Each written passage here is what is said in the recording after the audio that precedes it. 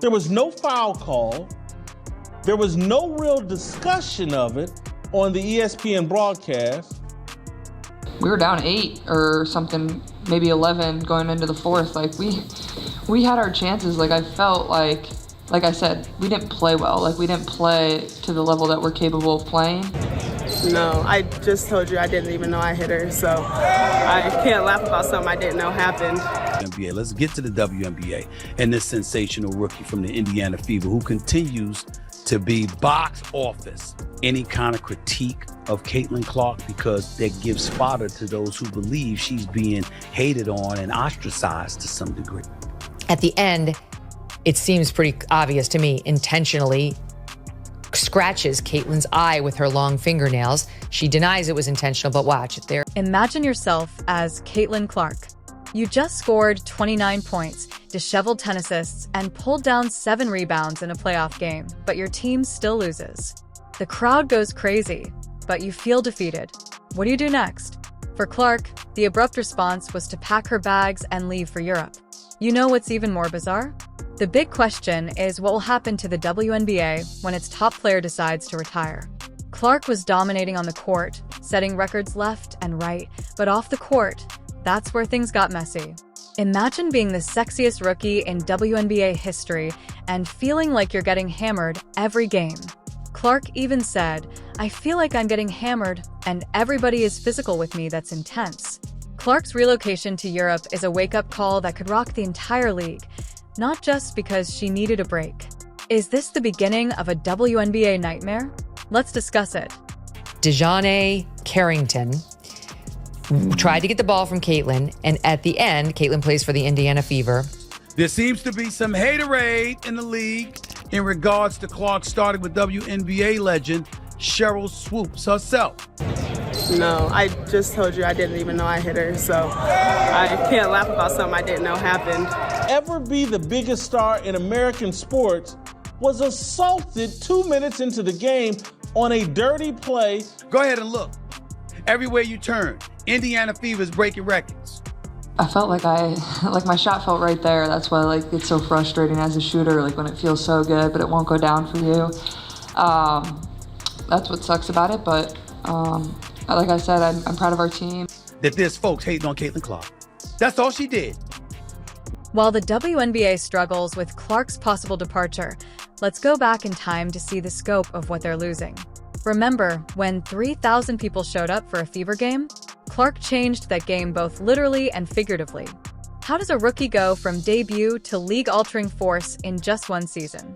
Caitlin Clark didn't just join the WNBA, she revolutionized it in her rookie year, leading the league in assists, 337, and three-point field goals, 122, which isn't just good for a rookie who is dominating the game like an experienced pro. But wait, there's more. Before Clark, the Indiana Fever were having trouble filling the arena with 3,000 fans on a good night. However, with Clark on the court, all of a sudden, they were bringing in 15,000 fans per game, a 400% increase. Can you imagine the energy in that arena? This is where it gets really crazy. Clark averaged 19.2 points and 8.4 assists per game, topping the charts for rookies. She wasn't just playing basketball, she was putting on a show every single night. Crazy enough for a rookie, Caitlin Clark became the top-selling jersey seller in WNBA history by August 2024, outselling legends like Sue Bird and Diana Taurasi. However, Clark's influence went beyond statistics.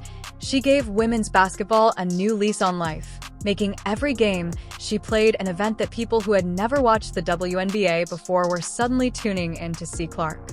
Put her wizardry to work. You know what's even more bizarre? Let's talk about money for a moment. Clark not only broke records, she smashed them. She became the first rookie in WNBA history to record a triple-double, which consists of double-digit points, assists, and rebounds in a single game. Even WNBA Commissioner Kathy Engelbert couldn't help but rave about Clark, saying that she's obviously an unbelievable player who came in with an unbelievable following. When the commissioner is praising you like that, you know you're doing something right. Clark's presence generated over $5 million in ticket sales during her rookie season alone, which is good for her team and the league as a whole. I get she had a bad game. Connecticut Sun looked good. They looked experienced. They brought a level of intensity and physicality. There it is. She could pull her hand away. She didn't. And Caitlin had a black eye. Because to know basketball like Cheryl Swoops does, to be as accomplished as she is. Hold on. So she goes for the ball, and then look, she points her hand down after the ball is past this player from the Sun. Your meal ticket should be stabbed in the eye intentionally? The thing with Clark is that she did more than just make her games famous. They were viewed more than games involving well-known stars. When you consider that a rookie was surpassing the veterans in terms of viewing, that is unprecedented, but it wasn't just about her on-court prowess. People who might not have previously given women's basketball any thought were now purchasing tickets and jerseys because to Clark, which created a whole new fan base for the WNBA. What does this all mean? Caitlin Clark's meteoric rise seemed unstoppable, but behind the highlight reel and sold-out arenas, a storm was brewing. What invisible forces were pushing the WNBA's brightest star to her? In addition to having a strong rookie season, Clark's season completely altered the WNBA's landscape and demonstrated that one player can change a team, a league, and the perception of women's basketball as a whole. Breaking point, you would think that being a rookie sensation would be all glitz and glamour, but for Caitlin Clark, it was more like being caught in a tornado. Imagine breaking records, selling out arenas, and then all of a sudden, you're getting slammed on the court like never before. Clark didn't hold back when she said, "I feel like I'm getting hammered and everybody is physical with me." That's not just a star complaining about a few rough plays. It's a cry for assistance from someone who feels like a punching bag out there, but it's more than just the physical stuff that's affecting her. There was no foul call. There was no real discussion of it on the ESPN broadcast. When you went and kind of swatted at Caitlin, did you intend to hit her in the eye? Your biggest star, your meal ticket, the reason why you have relevancy, just got stabbed and assaulted. Clark and the Fever currently lead the WNBA in average game attendance and per game TV viewership. We were down 8 or something, maybe 11 going into the fourth. Like we had our chances. Like I felt like I said, we didn't play well. Like we didn't play to the level that we're capable of playing. Image Clark experienced this, and the referees hardly blinked. Now let's speak about the mental game. As you play 40 full minutes in a playoff game, you're giving it your all, and then all of a sudden you can't see why because someone just stabbed you in the eye so hard that you go temporarily blind. When the league's top player is pleading for a break, you know something is terribly amiss, and this is where things get really sticky. Clark has been killing it on the court, but off it, she's drowning. She even said, "I need a reset. I need to get away from all of this." Some claim that the names of the games are racially biased. Alyssa Thomas even mentioned that Clark's success is being examined by fans. Can you imagine trying to perform at your best when there is so much tension in the air? Clark has been dealing with what she describes as dirty plays all the time, and the worst part is that she feels like the referees aren't doing anything to protect her. It's like being the star of the show without any security guards, leaving you vulnerable and hoping you don't get attacked by an overly enthusiastic fan. The thing about being a superstar athlete is that everyone sees the glory, the records, and the packed arenas, but they don't see the toll it takes, the sleepless nights, and the ongoing pain the men endure. Clark is handling all of this pressure like a champ. She is the face of the league and is always smiling for the cameras, but she acknowledged that behind that smile, you can definitely feel the weight of the world on your shoulders. Fatigue. Even the greatest celebrities are human. They get tired, get hurt, and occasionally need a break, as Clark's story serves as a reminder. But I don't have as much of a problem as with the intentional act because we've been watching this all year in the WNBA. Alyssa Thomas had a triple-double and so scored X number of points in the Connecticut Sun. I think the WNBA has missed a huge opportunity, and the only reason, Megan, that we're talking about it and you're talking about the WNBA is because of Caitlin Clark. WNBA. Let's get to the WNBA and this sensational rookie from the Indiana Fever who continues to be box office. Caitlin, could you tell us a little bit about your eye, the hit, if it affected you, how it affected you, and through the rest of the game. Thanks. At the end, it seems pretty obvious to me, intentionally scratches Caitlin's eye with her long fingernails. She denies it was intentional, but watch, there it is. You've witnessed Caitlin Clark win on American courts, but what if I told you that she might be switching in her WNBA jersey for a European one? This move could revolutionize the way we approach our basketball superstars and go beyond simple scenery changes. Let's discuss why Europe might be appealing to Clark at the moment. Imagine playing in a league where you don't get bodied every time you touch the ball. That's what Europe could offer Clark, who has been feeling like a human punching bag with a sound like paradise. However, it's not just about the physicality. Perhaps Clark is thinking, hey, if I can't beat him here, I'll go where the referees actually call fouls.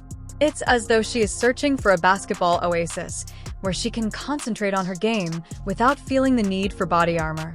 This is where it gets crazy. It seems like Clark is holding up a huge neon sign that reads, "Hey WNBA, we've got a problem, and you know what, the league better pay attention because losing Clark could be a financial nightmare." Clark's departure for Europe isn't just about her needing a break. Perhaps this is the wake-up call the WNBA needs. It seems like Clark is saying that if you want to keep your stars, you better step up your game. The league has been having trouble with player treatment and support for a while now, and Clark's departure could be the catalyst they need to finally make some significant changes. Clark's games were drawing more viewers than some matchups with established stars, which is crazy for a rookie. If she bounces, we're not just talking about losing a player, we're talking about empty seats, fewer jersey sales, and a lot of fans wondering where their new favorite player went. Clark's action might lead to a shift in the WNBA where players feel respected, supported, and safe, and where mental health isn't simply a catchphrase, but something the league genuinely cares about. No, they're not, which is surprising to me. We have to really see what the WNBA organization is about and who they are. Caitlin Clark's trying to pass the ball in the first 2 minutes of the game, and this woman swats at the basketball and somehow decides to turn her hand down and her fingernails. Was not called as a foul. And then she was seen celebrating on the sideline and laughing with a teammate. Any kind of critique of Caitlin Clark, because that gives fodder to those who believe she's being hated on and ostracized to some degree. You know, we didn't shoot the ball like we're capable of, but even that to the side, like we're capable of winning this game without making shots. Our defense could have been a little bit better. I don't even know why I would intend to hit anybody in the eye. That doesn't even make sense to me, but no, I didn't. I didn't know I hit her, actually. You know what's absurd? This entire issue has the potential to be a game changer for women's basketball. It's not just about one player quitting. It's about making the league examine itself and consider if it is doing enough for its stars. We might witness a completely new age of women's basketball where players aren't just surviving but are thriving if the WNBA begins to treat its players better, protect them more, and truly listen to their needs. Is Europe really the solution for Caitlin Clark? Perhaps, but more importantly, will the WNBA listen to this plea for assistance and make the necessary adjustments to keep their stars content and healthy? If not, Clark might be the first of many to go for better opportunities. All right, overseas, let's conclude. The transformation of Caitlin Clark from rookie phenom to possible European celebrity is incredible. She came, she conquered, and she may now depart. That's absurd, but here's what: consider this. Clark's move isn't just about her. It's about the future of women's basketball as a whole. If a famous person like Clark believes she must leave in order to receive proper treatment, what does that mean for the WNBA? It seems like she's saying, hey, we need better support here. And she could be correct. The big question is now, since this is ultimately about improving the game for everyone, not only Clark, please share your thoughts in the comment section below about how women's basketball can adapt to keep its stars content and healthy.